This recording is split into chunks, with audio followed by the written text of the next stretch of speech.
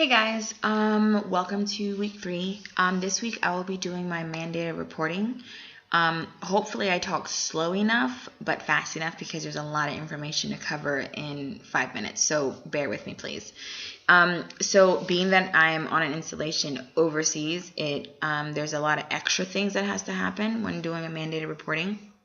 But first off, the laws and regulations for it falls under AR 608-18, which is the Army Family Advocacy Program regulation, and that is used military-wide. The difference with over here is that we don't necessarily have state laws that we have to follow. So this is basically our Bible that we have to go by. However, if we are in the States and you are at an installation within a specific state, then you also use a combination of both the AR 608-18 and the law of the specific state when it comes to reporting. So the process of reporting, one of the things that is super cool is that there's there's like these little stickers or whatever located on every phone within the facility, and there's like phones built into the wall, so you don't necessarily have to leave your room to report if that was the case. And the first thing that's on it is calling the MPs, which is the military police, and then the second thing that you're supposed to do in reporting is report it to your manager. The reason why you call the military police, which is equivalent to a regular police officer on the outside, is because that's the first thing you need to do so they can go ahead and get that ball rolling. But they also want you to call the police first, so that way no one can influence your decision on whether you should report or not. If you feel the need to report something, then they want you to go ahead and do it, because it's much easier to pull the plug than it is to try to go forward when it's too late. However, I know that our manager has, in briefs, has mentioned that if we feel, because she specifically had to report plenty of these things, but she said if you ever feel nervous about reporting, that she would either escort us or call for us and sit with us while we report what we saw, heard, experienced, or whatever the case may be.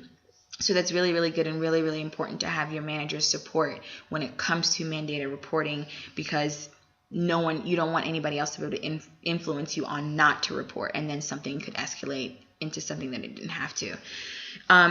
So moving forward, once I have contacted the MP will then take my statement, and they will basically ask all the questions of what did I see, when did I see it, did I hear it, was it told to me, whatever the case may be, just to get enough information from me. And what they will do now, so I'm no longer in it. Once I have given my statement, I'm kind of like not pushed to the side, but they move forward. They call the DoD hotline, which is the Department of Defense hotline, which is 24 hours linked back into the state. They open an investigation, and they'll fill out different forms depending on what kind of reporting I'm doing. Once that has been done, the chain of command of the installation will be contacted, and then they will start contacting the ACS, which is the Army Community Service Program, which provides services to all of the child youth services within a military installation. And they provide the specific services for the families. And so if the child needs to be removed or whatever the case may be, ACS will play that role. So one of the negatives, unfortunately, though, when it comes to reporting, especially in an installation, is that a lot of parents, if they catch wind that we reported something for them, they'll pull their child.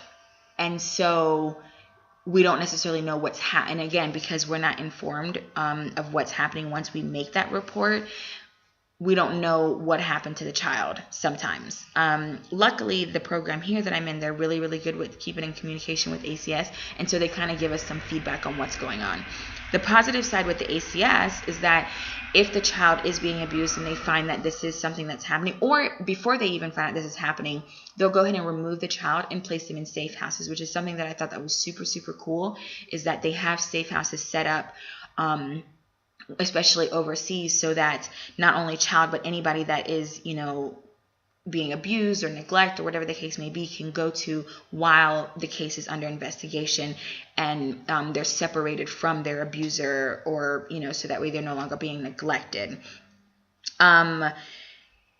I have never had to do a report, anything, thank God, but I know that in the future I probably will have to.